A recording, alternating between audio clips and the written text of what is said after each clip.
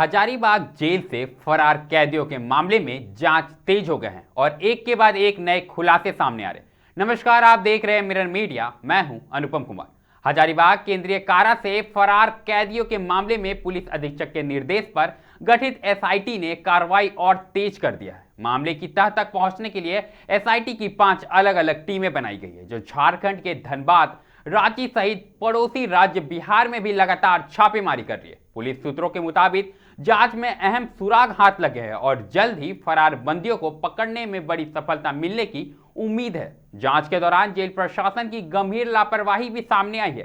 प्रारंभिक पड़ताल में यह स्पष्ट हुआ है कि बंदियों ने फरारी की पूरी योजना रात के अंधेरे, कोहरे और बिजली आपूर्ति बाधित रहने की स्थिति को ध्यान में रखकर बनाई थी। सुरक्षा में तैनात विद्युत तारों में करंट नहीं होने का फायदा उठाकर बंदी जेल की सुरक्षा व्यवस्था को भेदने में सफल रहे। इस सनसनीखेज मामले में लापरवाही बरतने के आरोप में झारखंड आर्म्स पुलिस के 18 जवानों पर भी कार्रवाई की तलवार लटकी हुई है। जांच रिपोर्ट के आधार पर किसी भी समय इनके खिलाफ विभागीय कार्रवाई की जा सकती है। वही जेल प्रशासन ने शुरुआती जांच के बाद त्वरित कार्रवाई करते हुए 2 स्थायी कर्मचारियों को निलंबित कर दिया है। फिलहाल एसआईटी पूरे मामले पर जांच कर रही है। तो अधिक जानकारी के साथ हजारीबाग से हमारे सहयोगी रुपेश जुड़ चुके हैं। तो रुपेश, बताएं, एक के बाद एक जो नए खुलासे सामने आ रहे हैं और निलंबन की प्रक्रिया भी तेज हो गई है, तो अभी क्या कुछ स्थिति है? जी, आपको अनुपम बता दें कि जेल प्रशासन की प्रारंभिक जो जांच है उसमें 2 परमानेंट जो कांस्टेबल, हेड कांस्टेबल थे, उन्हें सस्पेंड कर दिया गया है गुरुवार की देर शाम को। आपको बता दें, इन लोगों का यह जुर्म बताया जा रहा है कि ये इन लोगों के द्वारा इन दोनों लोगों का ही उस वक्त ड्यूटी थी जब वो वहां से फरार हुए थे। तो इनकी मौजूदगी में वो लोग कैसे फरार हो गए, ये इनके ऊपर सर पे आ गया है। फिलहाल के लिए जो एसआईटी की टीम गठित की गई है, उनके द्वारा इन लोगों की जो जांच हुई उसमें यह फिलहाल के लिए इन्हें सस्पेंड कर दिया गया है। जी अनुपम। जी बिल्कुल रुपेश, कहीं ना कहीं इन्हें सस्पेंड कर दिया गया है, लेकिन ये बातें सामने आ रही है कि कैदियों को ये बात पता था कि किस कदर कुहासा का असर है और कब बिजली जाता है, और उसका उन्होंने पूरी तरह से फायदा उठाया है और उसी का फायदा उठाकर वो वहां से भागने में सफल हुए। लेकिन वो रस्सी भी साफ तौर पर मिल चुकी है। तो उसके बारे में क्या कुछ जानकारी आ रही है और कितनी बड़ी चूक है ये?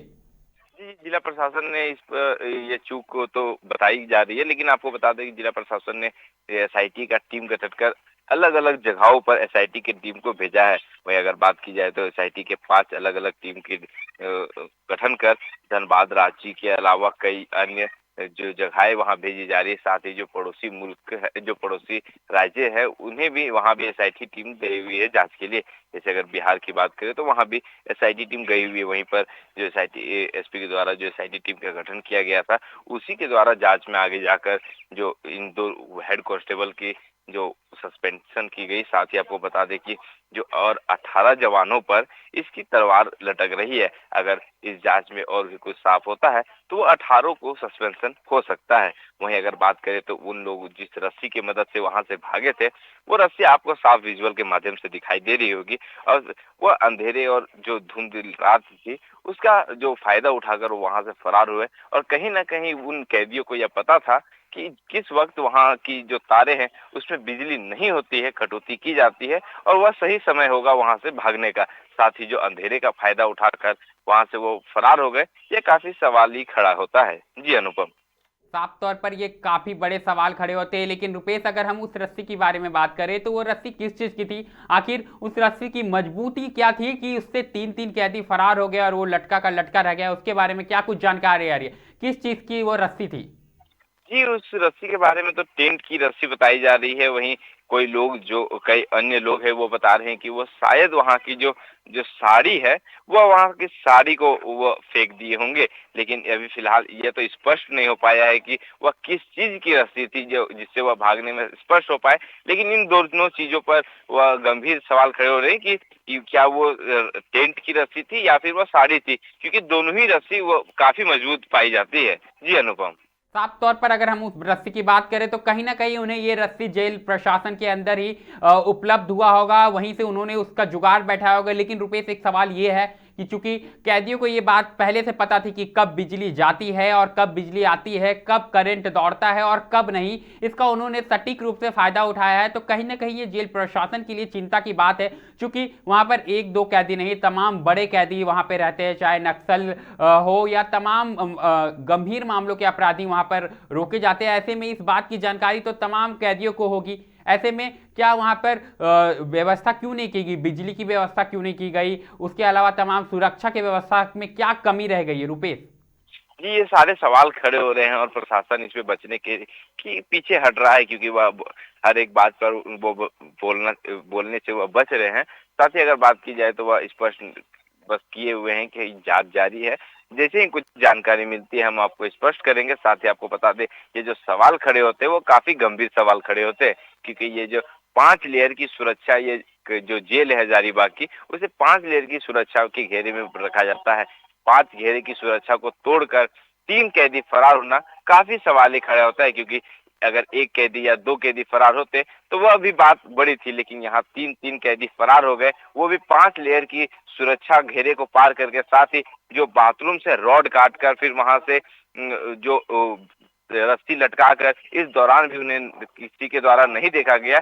इसी का जो परिणाम था कि 2 व्यक्ति को इससे निलंबित कर दिया गया है। साथ ही 18 पर इस पे कार्रवाई चल रही है। जी अनु जी बिल्कुल, कहीं ना कहीं 18 जवानों पर कार्रवाई हो सकती है, लेकिन 2 को फिलहाल निलंबित कर दिया गया। लेकिन सवाल ये भी है रुपेश, चूंकि ये जो प्लानिंग है ये लंबे समय से चल रही थी। बाथरूम से आपने जैसा कि कहा कि रोड काटा गया है, उसके बाद तमाम जो 5 लेयर की सुरक्षा होती है, तो ये जेल प्रशासन इसकी ये पुष्टि करता है कि एक चम्मच भी एक्स्ट्रा जेल में एंट्री नहीं कर सकती है। तो ऐसे में जब रॉड काटा गया तब प्रशासन क्या कर रही थी, जब रस्सी का इंतजाम किया जा रहा था तब प्रशासन क्या कर रही थी, उसके अलावा ये जब 3 कैदी लगातार प्लानिंग बना रहे थे तब भी प्रशासन की नजर नहीं पड़ी और इतनी ऊंची दीवार को वो आराम से पार करते हुए और चले गए और किसी को पता नहीं चला। तो कहीं ना कहीं यह बहुत बड़ी चूक है। और क्या एसआईटी का गठन करने से इस घटनाक्रम में जो खामी है उसे पूरा किया जा सकता है रुपेश? जी, जिला प्रशासन इसी खामियों को ढूंढ रही है कि किस प्रकार से हमारी चूक हुई और यह कैदी भागने में सफल हो गए। उस कमियों को भरने की जिला प्रशासन पूर्ण कोशिश कर रही है। और अगर फिलहाल की बात करें तो जो जेल के चारों तरफ जो सुरक्षा घेरा है वो और भी सतर्क कर दिया गया है। जो भी कैदी के जो परिजन है वहां मिलने जा रहे हैं, उनकी कड़ी जांच की जा रही है। और जो भी गाड़ियां जेल के अंदर जा रही हैं उसे बाहर ही खाली करके जेल की गाड़ियों में उस सामान को शिफ्ट कर दिया जा रहा है और जेल के अंदर सिर्फ जेल की ही गाड़ियां घुस रही है। और बता दें कि जो जेल के जो प्रशासन है वो अभी इस वक्त पूरी सतर्कता बरत रहे हैं। और साथ ही जो अन्य जो वहां पर जो कैदी जो वार्डन जो भी है वहां पर मौजूद है वो अभी काफी सतर्क मोड में है। जी अनुपम। जी बिल्कुल रुपेश, लेकिन अगर हम बात करें तो कर्मियों के अलावा क्या कोई अधिकारी पर भी तलवार लटक सकते हैं? क्योंकि यह केवल कर्मियों की गलती नहीं थी। अगर ड्यूटी पर तैनात वो थे तो उस समय कोई अधिकारी भी जरूर मौजूद होंगे। तो उनके बारे में क्या कुछ जानकारी आ रही है? आने वाले समय में एसआईटी की जो टीम है क्या कुछ कार्रवाई कर सकती है और इसमें कुछ बड़े नाम भी जुड़ सकते हैं रुपेश? जी, अगर इसमें जो जुर्म है वो साबित हो जाती है, वो 18 जो पुलिसकर्मी अगर उस पर किसी तरह की बात आती है तो कहीं ना कहीं जो जेल सुपरिटेंडेंट है उस पर भी सवाल घेरे आते हैं, क्योंकि जो जेल की पूरी जिम्मेदारी होती है कहीं ना कहीं जेल की सुपरिटेंडेंट पे होती है। जी अनुपम। अगर हम बात करें जेल प्रशासन की ओर से या फिर जिला प्रशासन की ओर से, तो क्या कुछ बयान भी सामने आए हैं क्या? जी, अभी तक जिला प्रशासन के द्वारा कोई भी बयान सामने नहीं आया। वो जिला प्रशासन के जो लोग हैं वो इस मुद्दे पर बोलने से बच रहे हैं। उनका यह साफ कहना है कि वह अभी फिलहाल इस पे कार्रवाई कर रहे हैं। और अगर बीते दिन की बात करें तो जो हजारीबाग में डीआईजी का जो परिवर्तन हुआ है, नए डीआईजी जो आए हुए हैं अंजनी कुमार झा, उनसे जब हमने वार्ता की तो उन्होंने भी इस पर स्पष्ट किया है कि जो पुलिसिंग है उसे दुरुस्त किया जाएगा। साथ ही आपको हम बता दें, इस मुद्दे पर जो जेल के जो कर्मी है उस मुद्दे पर जो फरार कैदियों के मुद्दे पर उन्होंने कहा फिलहाल मैं नया हूँ, जैसे ही इस पर कुछ कार्रवाई की जाती है या फिर कुछ नई जानकारी आती है मैं स्पष्ट कर दूंगा। जी जी बिल्कुल रुपेश, जैसा कि आपने शुरुआत में कहा था कि जो एसआईटी की 5 टीमें हैं वो अलग अलग जगहों पर छापेमारी कर रही है, चाहे धनबाद हो, रांची हो या झारखंड के साथ साथ बिहार के तमाम इलाकों में भी छापेमारी जारी है। ऐसे में क्या उम्मीद है कि ये फरार अपराधियों के बारे में कुछ सुराग मिल रहे हैं टीम को?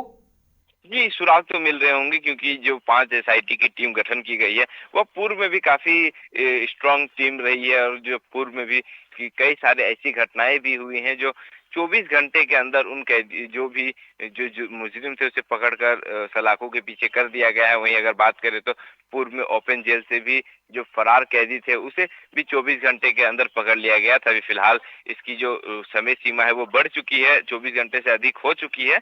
लेकिन आपको ये बता दें कि जिला प्रशासन ने ये स्पष्ट भी किया है कि हम उन कैदियों को पकड़ने में कामयाब होंगे, कानूनी कार्रवाई जारी है। जी अनुपम।